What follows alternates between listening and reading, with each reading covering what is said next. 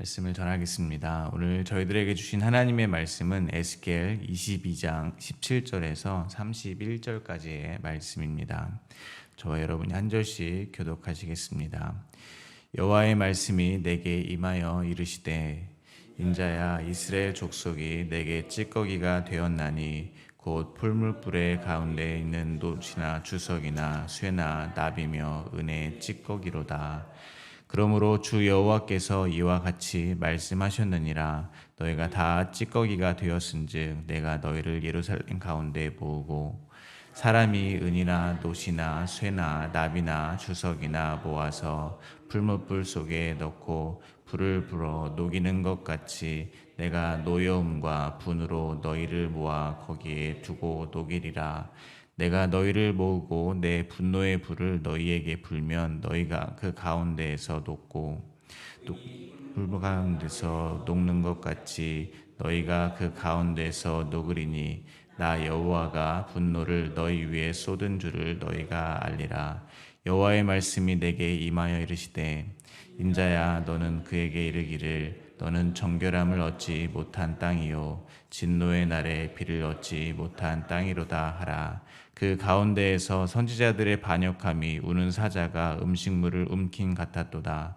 그들이 사람의 영혼을 삼켰으며 재산 보물을 탈취하며 과부를 그 가운데에 많게 하였으며 그 제사장들은 내 율법을 범하였으며 나의 성물을 더럽혔으며 거룩함과 속된 것을 구별하지 아니하였으며 부정함과 정한 것을 사람이 구별하게 하지 아니하였으며 그의 눈을 가리어 나의 안식일을 보지 아니하였으므로 내가 그들 가운데서 더럽힘을 받았느니라.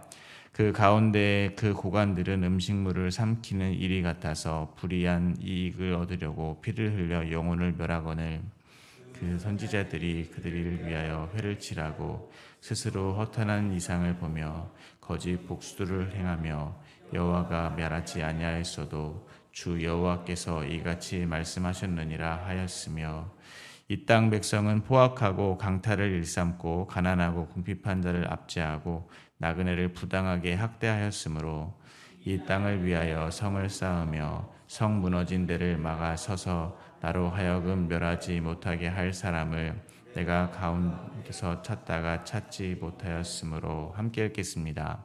내가 내 분노를 그들 위에 쏟으며 내 진노의 불로 멸하여 그들 행위대로 그들 머리 위에 보응하였느니라. 주 여호와의 말씀이니라. 아멘. 하나님은 에스겔에게 예루살렘 성 안에 만연되어 있는 죄악을 세세하게 말씀하여 주셨습니다. 오늘 본문에서는 이스라엘 족속을 찌꺼기에 비유하시며 모두 모아 분노의 불로 그들 위에 쏟아 부으실 것이라고 선언하고 계십니다. 오늘 본문은 크게 세 부분으로 나누어서 묵상하도록 하겠습니다. 첫 번째 부분은 17절에서 22절입니다. 하나님은 이스라엘 족속을 은혜 찌꺼기와 같이 되었으므로 모아 분노의 불을 쏟아 부으실 것이라고 말씀해 주십니다. 두 번째 부분은 23절부터 29절입니다. 하나님은 선지자와 제사장 그리고 고관들과 백성들까지 전 계층이 모두 타락했음을 말씀해 주고 계십니다. 세 번째 부분은 30절과 31절입니다. 하나님은 자신의 분노를 막을 사람 한 사람을 찾지 못하여 진노의 불로 그들에게 보응할 것이라고 말씀하여 주십니다. 먼저 17절과 18절입니다. 여호와의 말씀이 내게 임하여 이르시되 인자야, 이스라엘 족속이 내게 찌꺼기가 되었나니 곧 풀무불 가운데 있는 놋이나 주석이나 쇠나 납이며 은혜의 찌꺼기로다. 하나님은 에스겔에게 말씀하십니다. 이스라엘 족속이 내게 찌꺼기가 되었다는 것입니다. 곧 풀무불 가운데 있는 놋이나 주석이나 쇠나 납이며 은혜의 찌꺼기입니다. 에스겔 22장 16절까지에서는 예루살렘 성 안에서 만연한 죄악을 폭로하셨다면 이번에는 이스라엘 족속들의 죄악입니다. 그러므로 하나님의 언약 백성 전체를 가리키고 있는 것입니다. 예루살렘 성 안으로 그 구역을 특정해 버리면 그 밖에 사는 사람들은 자기와 상관없는 이야기로 들을 수 있습니다.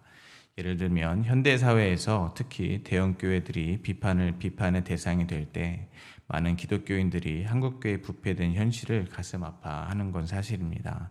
그런데 그 비판을 가만히 들여다보면 비판을 하는 나 자신은 그렇지 않고 오직 다른 기독교인들만 부패되어 있다는 인식이 깔려 있는 것 같습니다.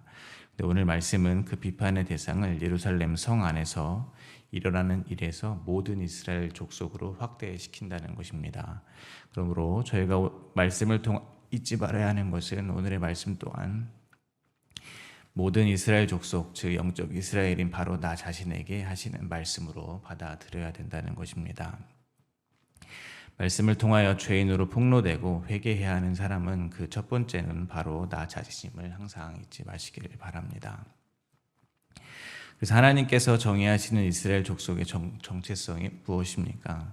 찌꺼기라는 것입니다. 찌꺼기로 사용된 단어는 자료에 의하면 거절하다라는 동사에서 유래했습니다. 사람들의 시각에 아무런 가치가 없이 버림받은 더러운 찌꺼기를 의미한다고 하는 것입니다. 그러므로 이스라엘 족속이 지금 무가치한 존재가 되었다는 것입니다. 즉 죄악으로 가득한 이스라엘 족속은 은혜 찌꺼기처럼 당장 제거 대상이라는 것입니다. 이스라엘 족속의 타락이 어디서부터 시작이 되었겠습니까? 인간의 탐심입니다. 더 잘 살고 싶은 탐심에서 시작되었다는 것입니다. 사사기에 의하면 가나안 땅에 살던 거민들에게는 이미 철병거가 있었습니다. 그리고 민수기에 의하면 이스라엘 백성들이 보기에는 가나안 거민들에 비하면 자기들은 메뚜기같이 하찮다고 했습니다. 이는 반대로 말하면 그들이 가지고 있던 철병거와 장대한 키, 발전된 모습들은 이스라엘 백성들이 보기에 보암직도 하고 먹음직도 했다는 것입니다. 그것이 진정한 힘으로 보였을 것입니다. 그래서 그 땅의 풍요를 얻기 위해서 이방 민족들이 섬기는 우상들까지 함께 섬겼던 것입니다. 그렇게 그들은 광야를 통과하며 약속의 땅까지 들어와 살게 되었음에도 또다시 은혜의 찌꺼기처럼 되어버린 것입니다. 마찬가지로 저희들의 믿음을 돌아보게 되기를 또한 바랍니다. 하나님께 대한 범죄라는 것은 결국 믿음의 문제일 것입니다. 하나님의 백성이 하나님을 잊어버리고 사는 것입니다. 하나님보다 더 사랑하고 의지하는 무언가가 저희들에게 있다는 것입니다. 말하자면 하나님을 믿는 믿음에 덕지덕지 불순물이 붙어있는 모양이라는 것입니다. 그래서 하나님은 오늘 본문에서 이스라엘 족속을 은혜에 붙은 찌꺼기, 즉 노시나 주석이나 쇠나 납이라고 말씀하고 계시는 것입니다. 근데 노시나 주석, 쇠나 납을 생각해 보면 이 세상에서 참으로 유용한 것들입니다.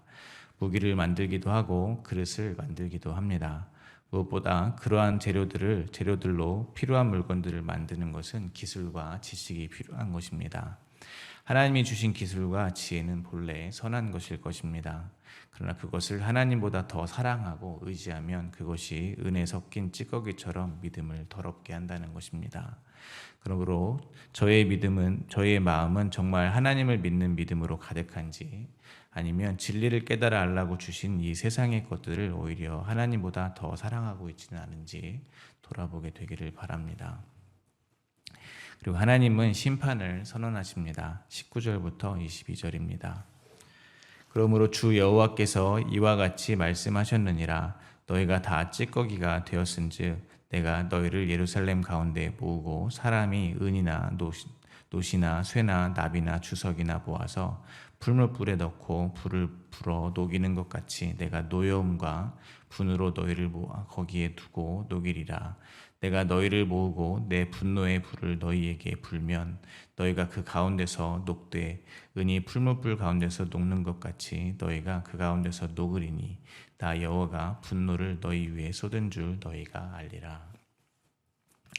하나님께서 타락한 이스라엘, 즉 그들의 마음을 하나님이 아닌 온갖 다른 것으로 채운 죄인들을 모아서 분노의 불로 태우시겠다는 것입니다. 1차적인 의미는 타락한 그들을 완전히 소멸시키시고 나 여호와가 분노를 너희 위에 쏟은 줄을 알게 하기 위한 것입니다. 그러나 잘 알고 계시듯이 이 금속을 재련할 때 사용하는 풀무불의 목적은 사실 단순한 소각이 아닙니다. 완전히 태워 없애버리는 목적이 아니라는 것입니다. 순도를 높이고 또한 재련을 하는 사람이 원하는 모양대로 만들기 위한 것입니다. 그러므로 하나님께서 찌꺼기 같은 이스라엘 족속을 예루살렘에 모아 분노의 불로 녹여버리시겠다는 것은 궁극적으로 당신의 백성들을 다시 정결하게 하시겠다는 목적입니다. 하나님께서 원하시는 백성대로 만들어 내시겠다는 의지의 선언이기도 하신 것입니다. 근데 한 가지 주목되는 것은 은에 붙은 찌꺼기를 태우기 위해서 은을 같이 풀물불에 녹이시겠다는 하나님의 말씀입니다. 이를 통해 저희는 비유적으로 교훈을 또한 얻을 수 있을 것입니다. 저희 같은 성도들의 믿음은 곧 예수 그리스도만을 믿는 믿음일 것입니다. 오직 예수라는 이 믿음이 은이라면 예수님을 어떻게든 이용해서 나 자신을 유익하게 하고자 하는 저희의 뼛속 가득한 탐심은 모두 찌꺼기일 것입니다. 그러므로 하나님의 분노의 불은 본래 저희를 모두 멸할 불이었습니다. 근데 예수님은 순전한 은이셨지만 저희의 죄, 저희의 찌꺼기를 대신 짊어지고 십자가 위에서 하나님의 진노의 불을 받으신 것입니다. 예수님께서 진노를 받으신 이유는 자신을 정결하게 하기 위한 것이 아닙니다. 바로 저희를 정결케 하기 위한 것입니다. 그러나 구원받은 저희는 풀물불과 같은 인생을 여전히 통과해야 하는 것입니다. 하지만 그 불은 진멸의 불이 아니라 정결하게 하는 불이 되었습니다. 저희를 그리스도의 형상으로 빚어가는 은혜의 불이 되었음을 잊지 마시기를 바랍니다. 두 번째 부분입니다. 23절과 24절입니다. 여호와의 말씀이 내게 임하여 이르시되 인자야 너는 그에게 이르기를 너는 정결함을 얻지 못하는 땅이요 진노의 날에 비를 얻지 못하는 땅이로다 하라. 하나님은 에스겔에게 땅에 대해서 말씀하십니다. 자료에 의하면 이 땅은 넓은 의미로 그들이 거주하고 있는 약속의 땅 가나안 지역을 말하기도 하고 좁은 의미로 지금까지 앞서 얘기한 예루살렘 성이라고도 볼 수 있다고 합니다. 그러나 중요한 것은 그 땅이 지금 정결함을 얻지 못하는 땅이 되었으며 진노의 날에 비를 얻지 못한 땅이 되었다는 것입니다. 그 이유는 그 속에 살고 있는 사람들의 죄악 때문입니다. 25절부터 29절까지는 선지자, 제사장, 고관들, 백성들 할 것 없이 모든 계층의 사람들의 죄를 고발합니다. 먼저 25절입니다. 그 가운데서 선지자들의 반역함이 우는 사자가 음식물을 움킴 같았도다. 그들이 사람의 영혼을 삼켰으며 재산과 보물을 탈취하여 과부를 그 가운데 많게 하였으며. 선지자는 하나님의 말씀을 전하는 사람들입니다. 그들이 타락하면 사람의 영혼을 망가뜨립니다. 하나님의 말씀을 전하기 때문에 그들은 마치 자신이 하나님이 된 것처럼 행동할 수 있는 위험이 항상 있습니다. 요즘도 종교 지도자들에게 미혹을 당하는 사람들의 소식을 심심치 않게 저희는 들을 수 있습니다. 그러므로 저희는 말씀을 전하는 사람들을 존중하되 그들을 신봉해서는 안 될 것입니다. 모든 사람은 죄인입니다. 말씀을 아무리 잘 전해도 심지어 진짜 하나님이 눈앞에서 말씀하시는 것처럼 전할지라도 그들도 똑같은 죄인일 뿐임을 잊지 마시기 바랍니다. 저희를 하나님과 화목하게 하실 분은 오직 예수 그리스도 한 분뿐임을 잊지 마시기를 바랍니다. 그리고 과부에 대해서 한 발 더 깊이 묵상해 볼 수 있을 것 같습니다. 선포되어지는 말씀이 과연 무엇을 전해야 하는지 저희는 과부를 통해서 묵상할 수 있을 것 같습니다. 과부는 신랑이 없는 신부를 말합니다. 그러므로 선포되는 말씀이 우리의 신랑 되신 예수 그리스도와 신부된 저희를 중매하지 못하고 선포하는 그 말씀으로 성도들이 말씀을 전하는 그 사람만 바라보게 한다면 영적으로 그는 성도들을 다 신랑 없는 과부로 만들어내고 있는 말이 되는 것입니다. 그러므로 저희가 말씀을 전하는 사람을 대할 때 그 말씀이 나로 하여금 유일한 신랑이신 예수 그리스도를 만나게 하는지 아니면 말씀을 전하는 자기 자신을 추종하게 하는지 세밀하게 돌아보아야 될 것입니다.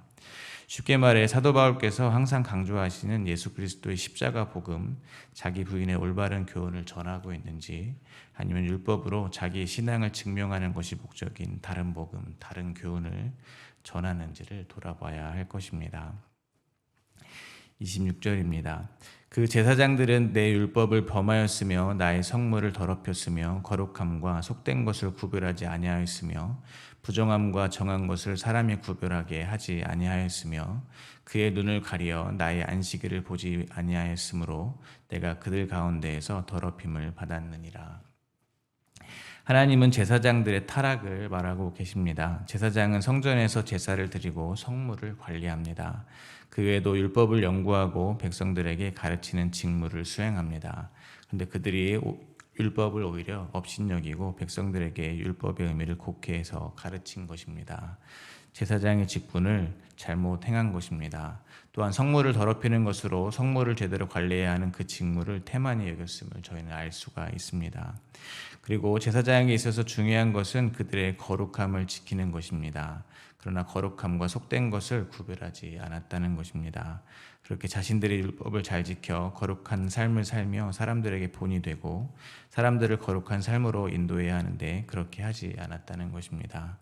그리고 어떻게 보면 가장 중요한 안식일도 제대로 지키지 않았다는 것입니다. 이를 통해 저희가 깨달게 되는 것은 또한 무엇이겠습니까?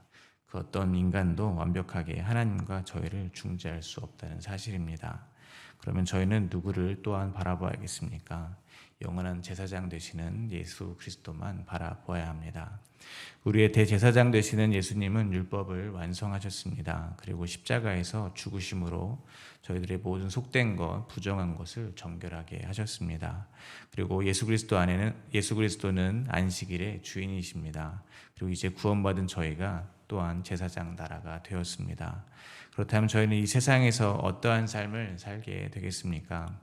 율법을 지키는 삶을 사는 것입니다. 율법주의자가 되라는 말이 아닙니다. 율법의 정신을 나타내는 삶을 살아야 한다는 것입니다. 하나님 사랑과 이웃 사랑입니다. 그리고 주일 하루를 안식일로 정하여 구분하는 것이 아니라 저의 모든 날을 안식의 삶으로 살아내야 합니다. 그래야 사람들에게 저희가 제사장으로서 하나님 나라와 살아계신 하나님을 보여줄 수 있다는 것입니다. 그럼 그렇게 안식을 누리는 삶을 살기 위해서 저희는 어떻게 해야겠습니까? 먼저 자기의 삶에 대한 규정을 새롭게 해야 합니다. 저의 삶은 이 세상에서 성공과 행복, 풍요와 같은 것을 이루는 것이 목적이 아니고 구원을 이루는 것이 목적이라는 새로운 정의를 내려야 한다는 것입니다. 그리고 그 구원은 이미 예수 그리스도께서 십자가에서 다 이루셨음을 믿어야 되는 것입니다. 그렇게 은혜로 인하여 구원에 있어서 더 이상 아무것도 할 것이 없다는 사실을 믿을 때 성도의 삶은 비로소 안식을 누릴 수 있는 것입니다. 그렇게 안식을 누리는 자가 비로소 내 이웃과 내 이웃을 내 몸과 같이 사랑할 수 있게 될 것입니다. 그렇지 않으면 오늘 본문 27절에 기록된 고관들이나 29절에 기록된 백성들처럼 다른 사람의 피를 흘리는 삶을 살게 될 것입니다. 삶의 목적이 이 땅에 고정되어 있는 것입니다. 그래서 이 세상의 것을 더 갖기 위해서 필연적으로 포악해지며 그 힘으로 다른 사람을 강탈하고 나보다 힘없는 자들을 압제하게 되는 것입니다. 그런데 더 심각한 문제는 여기 있습니다. 28절입니다. 그 선지자들이 그들을 위하여 회를 칠하고 스스로 허탄한 이상을 보며 거짓 복수를 행하며 여호와가 말하지 아니하였어도 주 여호와께서 이같이 말씀하셨느니라 하였으며, 지도자들의 만행을 선지자들이 거짓 말씀으로 보증해 주었다는 것입니다. 하나님께서 말씀하시지도 않았는데 높은 지위의 사람들이 하려는 그 피 흘리는 일을 마치 하나님께서 허락하셨다고 선포하며 회를 칠해 주었다는 것입니다. 그런데 악어와 악어새처럼 기득권과 종교 지도자들이 공생하며 이 세상에서 득세하는 모습은 사실 어제와 오늘 일은 아닙니다. 그러므로 저희는 누군가가 하나님께서 이렇게 말씀하셨습니다 라고 말을 할 때 그것을 맹신해서는 안 될 것입니다. 그리고 저희가 누군가에게 하나님께서 이렇게 말씀하셨습니다 라는 말을 할 때에도 정말로 신중해야 할 것입니다. 우리는 언제든 하나님의 말씀도 내 탐심을 이루는데 사용할 수 있는 죄인임을 잊지 마시기 바랍니다. 세 번째 부분입니다. 30절과 31절입니다. 이 땅을 위하여 성을 쌓으며 성 무너진 데를 막아서서 나로 하여금 멸하지 못하게 할 사람을 내가 그 가운데에서 찾다가 찾지 못하였으므로 내가 내 분노를 그들 위에 쏟으며 내 진노의 불로 멸하여 그들 행위대로 그들 머리에 부응하였으니라. 주 여호와의 말씀이니라. 하나님께서 특별한 말씀을 하십니다. 지금 이스라엘 족속의 행위는 당장 분노의 불로 녹여도 시원찮지 않습니다. 근데 진노의 불을 쏟으시는 결정적인 이유가 하나님으로 하여금 멸하게 할 한 사람을 찾지 못하였기 때문이라고 말씀하시는 것입니다. 그 한 사람을 찾지 못하여 그들의 행위대로 보응하시겠다 말씀하시는 것입니다. 한마디로 의인이 없나니 하나도 없어서 그들의 행위대로 보응을 하시겠다는 것입니다. 근데 이 말을 뒤집어 보면 한 사람이라도 하나님을 막아설 수 있는 의인이 있다면 하나님은 그들의 행위대로 보응하지 않으시겠다는 말이 되는 것입니다. 그러므로 이러한 하나님의 선포는 절망 앞에 선 성도들에게 구원의 소망을 보여주는 것입니다. 저희가 구원받을 수 있는 길을 하나님께서 스스로 열어주시는 것이기 때문입니다. 저희는 모두 예수 그리스도로 인하여 구원받았습니다. 그런데 이러한 하나님의 마음을 모른다면 어쩌면 이러한 생각을 할 수 있습니다. 예수님이 십자가를 지신 그 이후에도 인류는 이렇게 많은 죄악 가운데 있는데 정말 예수님이 돌아가신 것으로 충분할까? 개인으로 보자면 구원받은 이후에도 나는 계속해서 죄를 벗어나지 못하고 있는데 정말 예수 그리스도의 십자가가 나의 구원을 보장하는 것일까? 의심스럽고 흔들릴 수 있다는 것입니다. 근데 자비로우시고 인애하신 하나님 아버지는 한 사람이라도 있다면 마음을 돌이키시겠다고 말씀하시는 것입니다. 그러므로 하나님은 자기의 약속에 따라서 예수 그리스도 한 분으로 인하여 인류의 모든 죄악을 영원토록 용서하신 것입니다. 죄인들이 진멸당하지 않기를 원하시는 하나님 아버지의 진짜 마음인 것입니다. 그러므로 저희는 저희가 죄 가운데 있을 때 더욱더 예수 그리스도의 이름을 붙잡게 되기를 바랍니다.